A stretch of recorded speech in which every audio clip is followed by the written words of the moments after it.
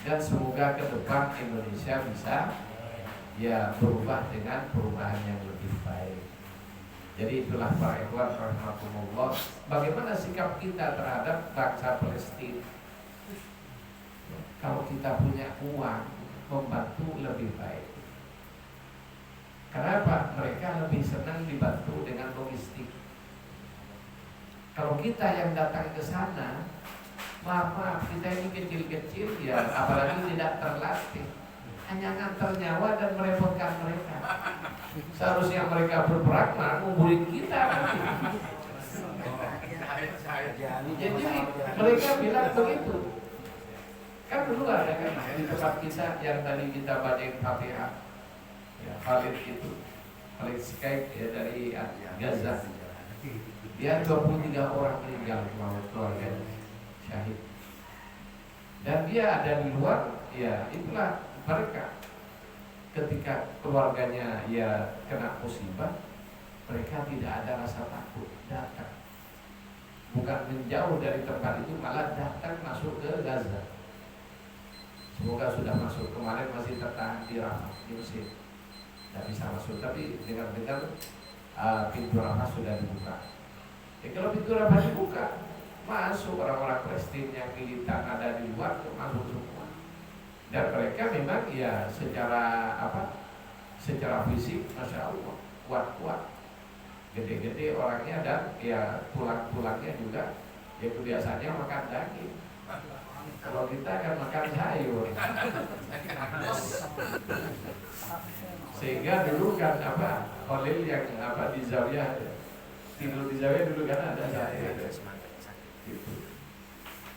Guyon sama Fatur, Fatur begini ya dia kesakitan, sebab padahal dia hanya mungkin hanya biasa-biasa, tapi bagi kita udah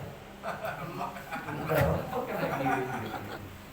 Itu diantara. Jadi kata mereka, ya kalau punya uang ya bantulah logistik kami, baik berupa makanan atau yang lain, ya alhamdulillah.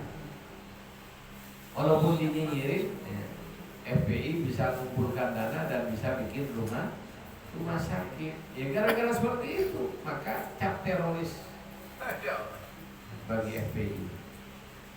Dan ya yang lain yang mau membaik nanti diteroriskan, dicari kekurangannya. Padahal contohnya kayak yang ditutup itu ACT ya, aksi tanggap,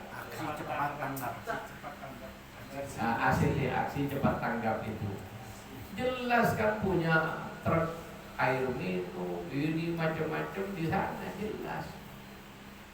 Ya cuma mungkin ya itulah, tetap manusia adalah manusia, ada manajemen yang kurang pas masalah, itulah karena pemimpinnya begini begitu, itu kan alasan. Ya kalau bicara kecurangan, pejabat yang lebih curang dari pejabat ACT banyak ya. Itu. Jadi inilah orang Islam. Jadi mengurangi bahkan membunuh sesama dalam segala bentuknya. Pembunuhan karakter ini yang lebih payah. Jadi kalau memang keliru, ditertibkan kan selesai. Bukan organisasinya yang ditutup.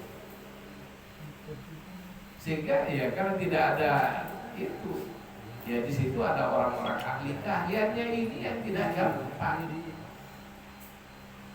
Ya, contohnya kita yang menyumbang pada kita ini banyak dari luar. Cuma tidak gampang uang masuk ke Indonesia.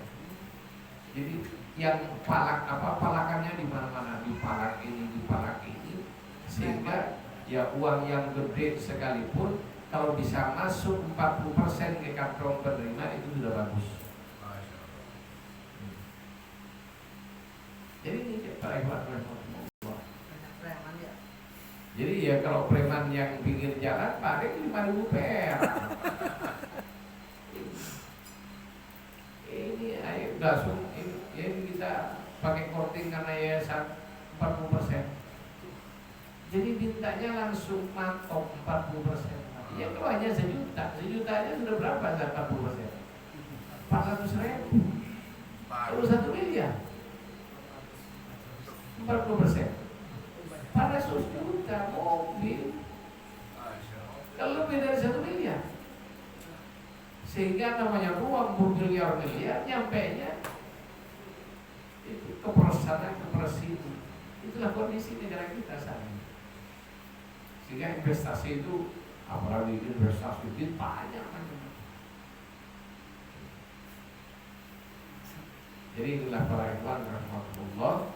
Ya. Kemudian yang mempunyai kebencian sangat dengan orang mukmin adalah orang-orang Yahudi dan Nasrani.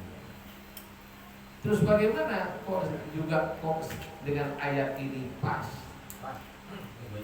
Kenapa kita kok sulit menerima dana dan juga kirim dana keluar? Karena semua lalu lintas keuangan harus melalui Bank Dunia. Siapa pemilik Bank Dunia? Yahudi. Makanya Yahudi itu lambangnya kerucut dan mata satu. Apa seluruh dunia berada dalam pangkalannya. Jadi kita semua yang punya WA, punya Facebook, ini kalau perlu ya setiap saat dipantau oleh mereka.